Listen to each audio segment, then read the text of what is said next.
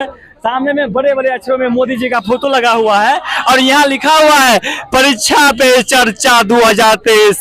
फिर भी छात्रों को जमीन पे बैठना पड़ रहा है। सर परीक्षा पे चर्चा है और हम भी चर्चा ही करने आए हैं कि एग्जाम देने के बाद, काउंसलिंग होने के बाद, रिजल्ट आने के बाद, रिजल्ट हटाने के बाद, chief justice of high court Sanjay Karol ji के कहने के बाद ऑर्डर को एग्जीक्यूटिव बॉडी क्यों नहीं फॉलो कर रही है?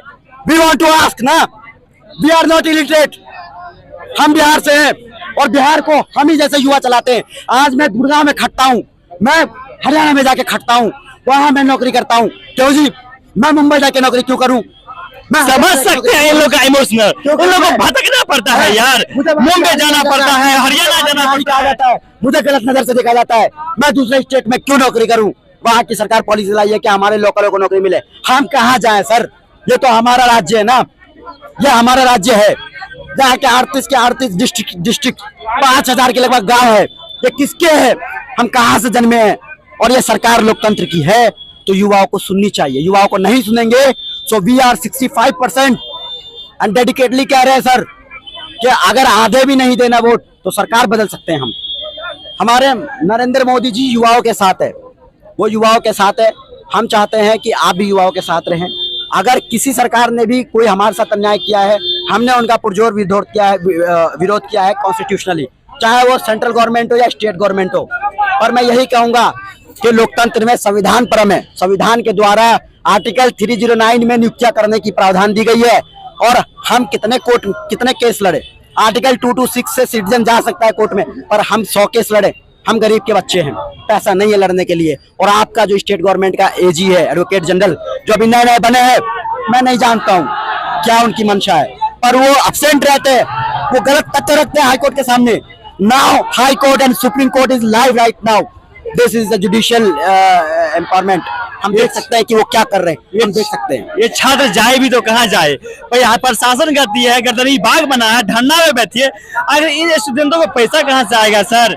वहाँ पे पंडाल नहीं रहता है, शौचालय नहीं रहता है, ये छात्र कहाँ से धरना पे बैठेंगे? इन लोगों के पास पैसे कहाँ से आएगी? बेरोजगार है सबके सब, रोजगार के लिए तपस्या कर रहे हैं। 4 साल से इन लोग का रिजल्ट पेंडिंग है, इन लोगों को रिजल्ट नहीं मिल रहा है, ये लोग भटक रहे हैं, जमीन पे धूप में बैठे हुए हैं। आखिर इन स्टूडेंटों का जुल्म क्या है? जुल्म यही है कि बिहार में जन्म लिया है, जुल्म यही है कि इन लोगों को सड़क पे बैठना पड़ रहा है, जुल्म यही है कि इन लोगों को समय से रिजल्ट नहीं आ रहा है, जुल्म यही है या फिर बीजेपी कार्यालय के पास आके ये लोग जमीन पे बैठे हुए हैं। समझ सकते हैं, ये भाई साहब बोले हैं कि हमको मुंबई जाना पड़ता है, हरियाणा जाना पड़ता है, दिल्ली जाना पड़ता है, हर जगह भटकना पड़ता है, बिहारी कहे जाते हैं, गालियां सुनते हैं, लाठी खाते हैं, वहां से फिर भगा दिया जाता है, फिर बिहार आते हैं, बिहार की धरती पे देखते हैं यहाँ इंडस्ट्री नहीं होता है, यहाँ चीनी मिलें नहीं होती है, यहाँ कोई रोजगार का साधन नहीं होता है। अब बड़े बड़े वादे करते हैं, लेकिन इन छात्रों को, इन युवाओं को, भविष्य को क्यों नहीं सुनते हैं? आप क्या कहेंगे? आप लोग को बात नहीं मानी जा रही है। बिहार में ब्रेन ड्रेन हो रहा है, जैसे देश में ब्रेन ड्रेन हो रहा है वैसे बिहार में सबसे ज्यादा ब्रेन ड्रेन हो रहा है। हम लोग पढ़े लिखे हैं, we are a literate person, और हम गुजरात, मध्य प्रदेश, हैदराबाद, तेलंगाना, हरियाणा, कश्मीर, यहाँ जाकर काम करते हैं। उत्तराखंड, दिल्ली, मुंबई, कलकत्ता, बेंगलोर, केरला, यहाँ जाकर काम करते हैं। क्यों करते हैं जी? क्या हमारे बिहार में डेवलपमेंट हो चुका है? क्या यहाँ इंफ्रास्ट्रक्चर सही हो चुकी है? क्या यहाँ सिस्टम प्रणाली सही से चल रही है? नहीं चल रही है ना, कमी है। तो कमी है तो सरकार उस पर एक्शन क्यों नहीं लेती है? इंफ्रास्ट्रक्चर जीरो है, 70% जेई के पोस्ट खाली है, 12 साल बाद वैकेंसी आती है, 5 साल हो चुका है और उसके बाद भी इसको फिलअप नहीं किया गया। क्यों नहीं किया गया? एमएलए का तो 2 दिन में रिजल्ट आ जाती है। इलेक्शन कमीशन 12 करोड़ लोगों का वोटिंग करा के 2 दिन में रिजल्ट देती है।